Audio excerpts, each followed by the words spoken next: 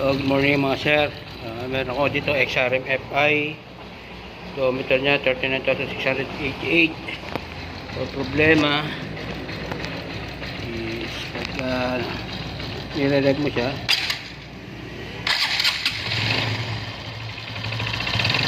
magkakaiba siyang tunog.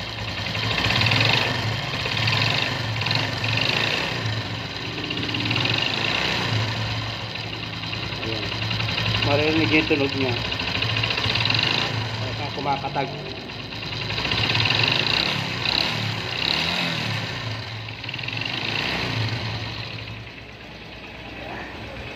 Sila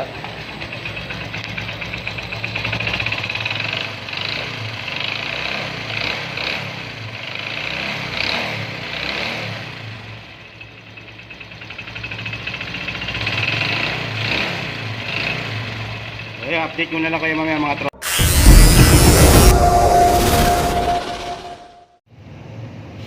So ito nabaklas na mga tropa. Ayan, maingay yung kanyang bearing. Ayan, tapos din may katok na rin. Ayan. So papunta na ito ng connecting rod, dalawang side bearing. Ayan.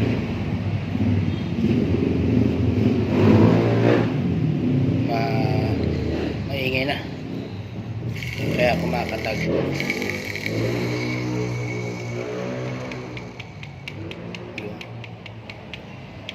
Pa-update ko na lang ulit kayo mamaya mga tropa. So ito mga tropa, update lang.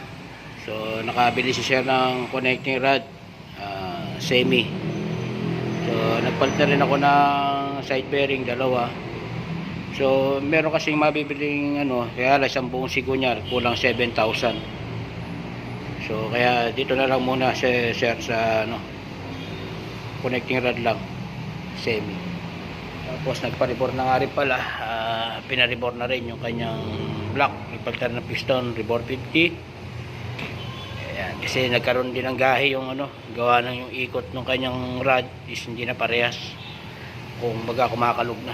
So ayan lahat ng kanyang pyesa. Ito yung pinagpalitan ng kanyang, ito yung kanyang crank pin. Ayan, ayan, itama yung kanyang crank pin so kanyang rod. Yung rod niya, wala pa naman tama yung rod niya, kaya lang syempre kailangan pag pinalitan natin ng pin, set na. Tapos yung side bearing, lakas ng kalog, dalawang side bearing. Ayan. Tapos palitan ako ng lining, yung mga pyesa niya, lining. Ayan, binabad ko na yung lining niya para pag kinabit natin mamaya is na siya, basa na siya. So kailangan pagka magkakabit kayo ng lining, habang naglilinis kayo, babad nyo na to para pag inassemble nyo siya, sasalpak nyo na lang. Kailangan ibababad nyo muna sa langis yung mga lining nyo, kasi pag kinabit nyo ng tuyo yan, minsan hindi papasukin ng yan, madali masusunog yung lining nyo. So ganoon na gagawin nyo, bababad nyo muna sa langis yung inyong mga lining bago nyo siya i-assemble. So update ko na lang ulit kayo mamaya mga tropa.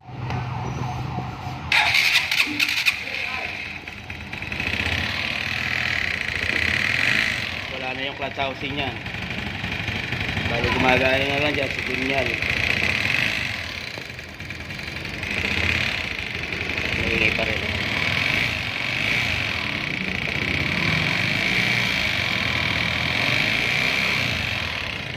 Ayan na yung clutch housing niya, tinanggal ko na.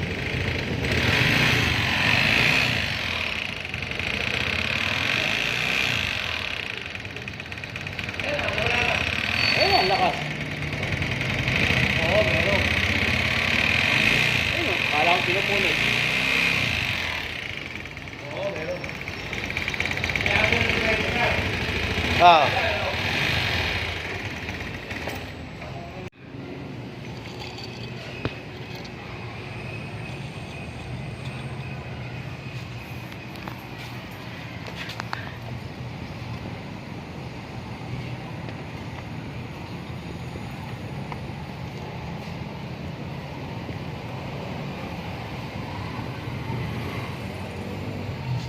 Yung ibabaw umaabot Ito, sumasayad.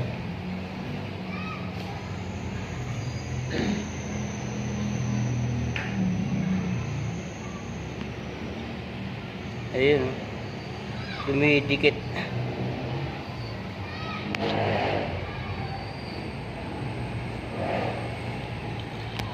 Tapos yung connecting rod,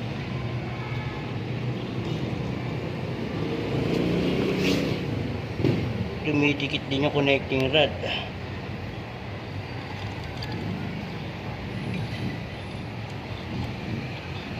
Dumidikit din.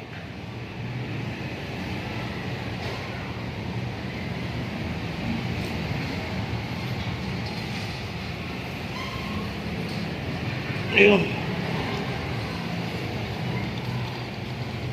Maabot.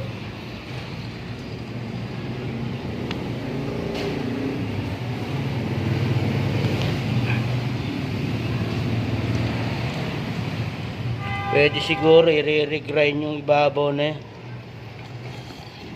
para hindi umabot sa kabila. Kabila malayo.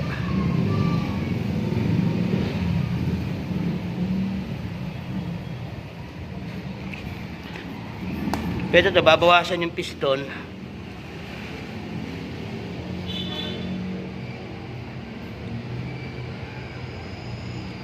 Kaya lang yung rod na naman sumasayad.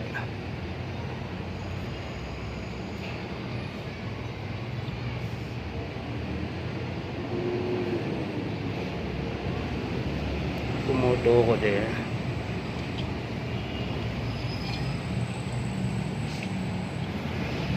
Tapos na mga tropa. Start.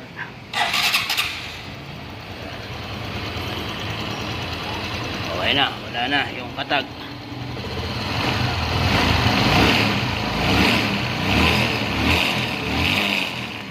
Makakalampag. All goods na.